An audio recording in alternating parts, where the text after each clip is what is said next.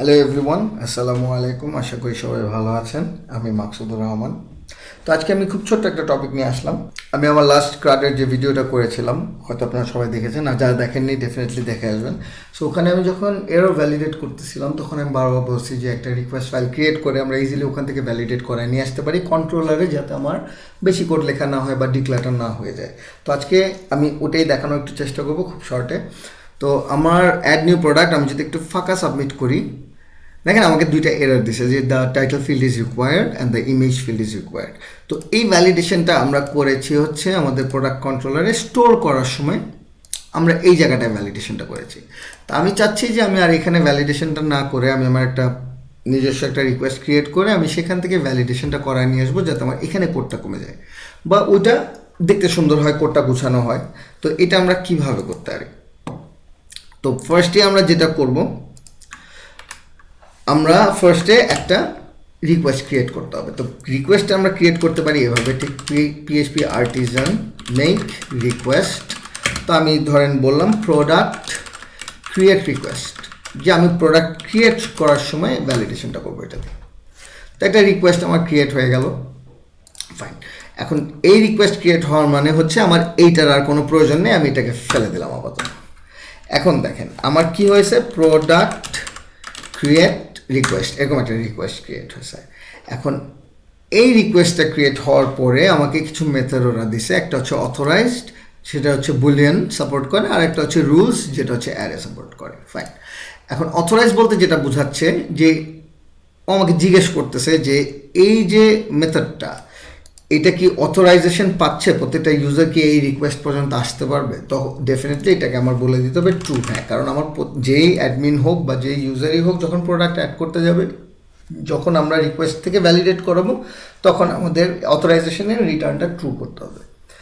দেন আমাদের আসতেছে হচ্ছে রুলসের ব্যাপারটা। তো রুলস বলতে আমরা কি বুঝতেছি, আমাদের এখানে যে রুলসগুলো ছিল, যে আমরা টাইটেল আমার রিকোয়ার্ড হবে, ইমেজ আমার রিকোয়ার্ডের ইমেজ হবে, তো রিকোয়ার্ড হবে বা ইমেজ টাইপ হবে, বা যদি আমাদের আরও কোনো ভ্যালিডেশন থাকে সেইটাই আমরা রুলস হিসেবে বুঝতেছি। তো আমি এটা একটু অফ করে দিই, দিয়ে এখন আমি যদি প্রোডাক্ট ক্রিয়েট রিকোয়েস্টে যে বলি যে হ্যাঁ ঠিক আছে, আমাকে রিটার্ন করো যে আমার টাইটেল যে ফিল্ডটা আছে সেটা হবে রিকোয়ার্ড, এবং আমার ইমেজ যে ফিল্ডটা আছে সেটা হবে রিকোয়ার্ড, এবং ওর টাইপ হবে ইমেজ।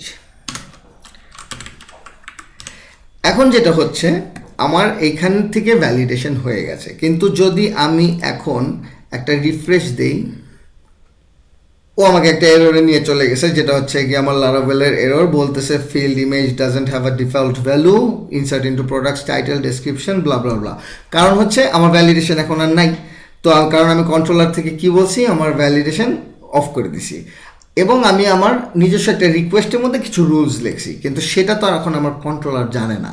তো কন্ট্রোলারকে জানানোর জন্য এই রিকোয়েস্টের সরায়ে আমরা যদি এখানে বলে দিই প্রোডাক্ট ক্রিয়েট রিকোয়েস্ট, একটু মাথায় রাখবেন যখন এখানে লিখবেন অবশ্যই উপরে ইউজ করতে হবে আপনার রিকোয়েস্টটা। ইনফ্যাক্ট আমার প্রতিটা জিনিসই যেটা আপনি নিচে লিখবেন সেটা অবশ্যই উপরে ইউজ করতে হবে, যেহেতু আমার অটো ইম্পোর্ট এক্সটেনশনটা ইউজ করা, তাই অটোমেটিক এটা অ্যাড হয়ে যায়। তো ঠিক যখনই আমি আমার এই ক্লাসটাকে আমি অ্যাড করলাম, সাথে সাথে কী হবে, ও এখন এখান থেকে ভ্যালিডেট করা শুরু করবে। তাহলে আমি যদি একটু ব্যাকে চলে যাই, এখন যদি আমি সাবমিট দিই, দেখেন আমার ভ্যালিডেশন ঠিকঠাক মতো কাজ করা শুরু করছে। এখন যদি সিচুয়েশনটা এমন হয় যে আপনি চাচ্ছেন যে না, এটা তো লারাভেলের ডিফল্ট একটা ভ্যালিডেশন মেসেজ আমাকে দেখাচ্ছে, আমি এই মেসেজটা চাই না, আমি চাচ্ছি যে আমি আমার নিজের কাস্টম এরর মেসেজ লিখব, সেটাও খুব সহজেই লেখা যাবে এই রিকোয়েস্টের মাধ্যমে। আমরা যদি একটা কাজ করি, নিচে এসে আমরা আরেকটা ফাংশন ডিফাইন করি এবং বলি যে পাবলিক ফাংশন মেসেজেস, মানে আমার মেসেজেস যেটা হবে, এবং এটাও আমার অ্যারেই হবে, ওকে।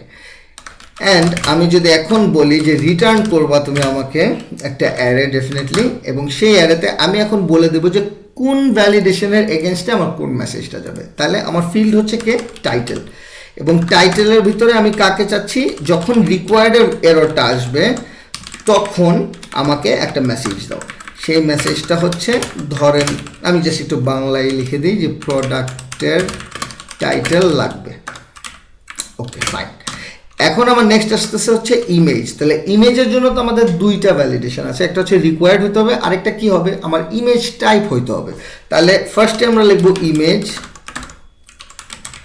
এবং তারপর আমরা বলবো রিকোয়ার্ড, যে যখনই রিকোয়ার্ডের এররটা আসবে তখনই তুমি লিখো যে ইমেজ লাগবে। That's it. আপনারা যে কোনো কিছু লিখতে পারেন, মানে আপনাদের মন মতো আপনারা কাস্টম এরর মেসেজ এখানে দিতে পারবেন। এখন আমার আরেকটা কি আসতেছে, যেটা হচ্ছে আমার ইমেজ টাইপ নাকি না। তো সেটার জন্য আমরা জাস্ট লিখব ইমেজ ডট ইমেজ, মানে মাথায় রাখবেন ফার্স্টেরটা হচ্ছে আমাদের ফিল্ডের নাম, পরেরটা হচ্ছে আমাদের কোন ভ্যালিডেশনের জন্য কোন মেসেজ। তারপরে আমি জাস্ট এখানে যদি বলি যে file format is not correct, ব্যাস এতটুকু করলে পরেই আমি আশা করি যে আমাদের কাস্টম যে এরর মেসেজেসগুলো আছে সেগুলো দেখানো শুরু করবে। যদি আমি সাবমিট এখন ক্লিক করি, সরি আমাদের একটা সিনট্যাক্স এরর আসছে, আমি একটু দেখে আসবো কোন জায়গাটায় আসছে এররটা।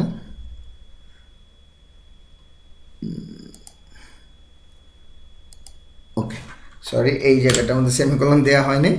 আচ্ছা এখন যদি আসি আমি রিফ্রেশ করি, কন্টিনিউ,